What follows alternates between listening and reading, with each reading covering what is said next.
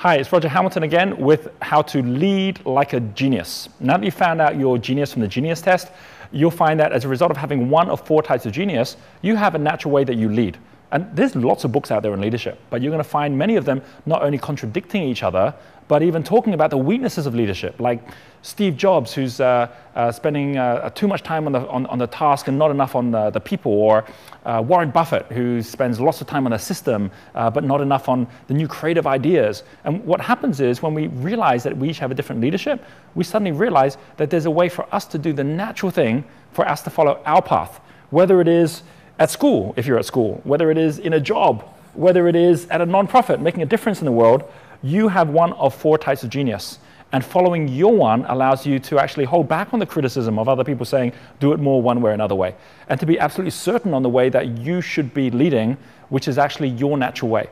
Because I've seen a lot of people who've ended up doing the opposite of what they should be doing, and a great leader ends up crumbling.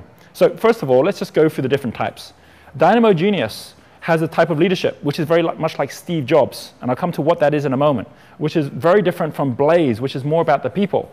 And that would be someone like a Jack Welch, who's also known as a great leader in a very different way, because he never created anything. He just led a big team.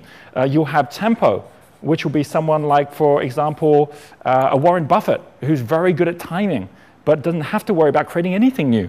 And then you'll have someone who will be more like a Steele, like, for example, a Mark Zuckerberg, who created Facebook, who doesn't have to worry about timing, or frankly, even about people, to be honest, because he's got such a strong system which actually manages all of it. So we're going to find that from whether you're a billionaire like any of those 4 people, or whether you're somebody who's actually really focusing instead on doing something to make a difference within a team. Following your leadership style allows you to do it so much more naturally and have everyone trust you and make sure that they are in your flow in the way that you want to be able to remain in your flow too. So first of all, let's just go through what the 4 types are.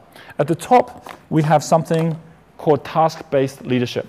And task-based leadership, at the top, someone like a Richard Branson, someone like a Steve Jobs, a Walt Disney, they are brilliant at being able to say, here's what our goal is, here's what we're aiming to achieve.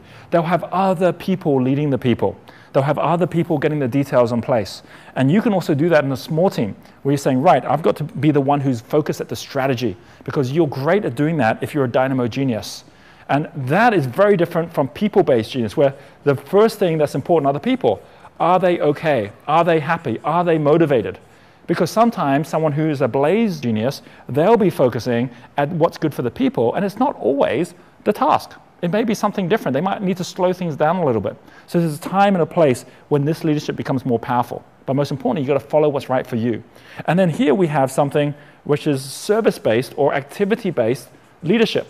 The people here will put themselves right in the middle of the action. All the market traders you know of, people in the retail markets, people in the medical field, for example, emergency services, they'll know at the end of the day they've done a good job, not because they created anything new, but because they got things done. And they had a list of the things they needed to get done, or they had the activities that showed up that day that they followed through with. And that's where they get their satisfaction.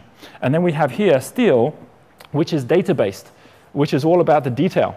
And it's about knowing that you're measuring everything, and they'll always have different reports and different details that they're focused at as well. Each of these, by the way, they also have got a word you can use to focus at as a type of leadership. You'll find that at the top is creation-based leadership. They'll measure their success by how much they're creating new things, because there's always a measure to every leadership. We treasure what we measure. But here we have a different type of leadership, which is about communication. Are we communicating effectively?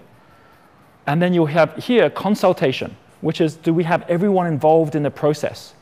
By the way, there's many people at the top who will be criticized for not involving everyone in the process.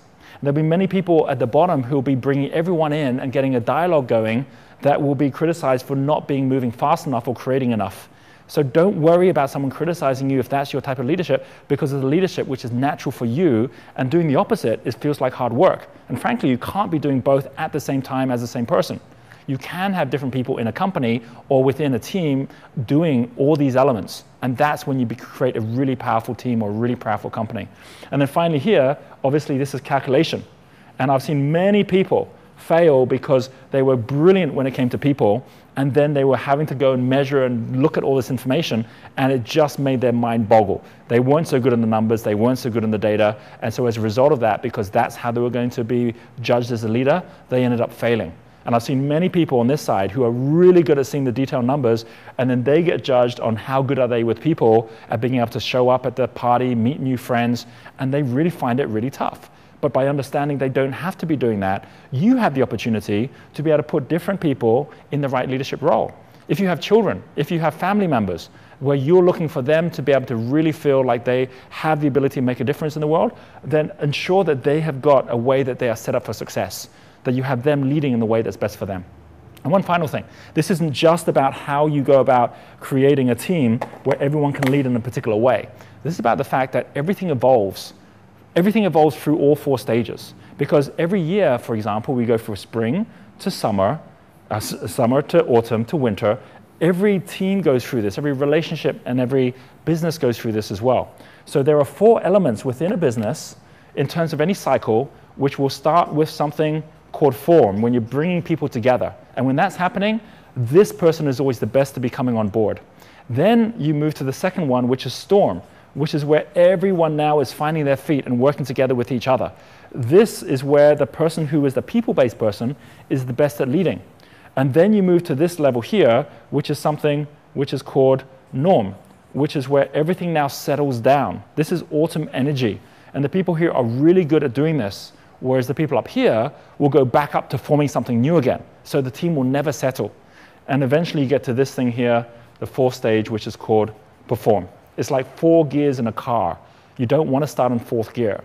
You want to allow yourself to move through each step, which means you might be in a situation right now where within your team or within your business or within your job, you currently are at a point where your winning formula, what was working for you, isn't working so well anymore. And as a result, it's time to have someone come in and support you and to lead in a particular way. Your leadership style links directly to your genius. And it's really easy, especially when we're leading others, to suddenly feel like we're not so smart anymore. But by using these 4 different types of genius and the 4 leadership styles, you can get yourself back to leading in a way that you should like a genius, and making sure everyone around you is also leading through their genius.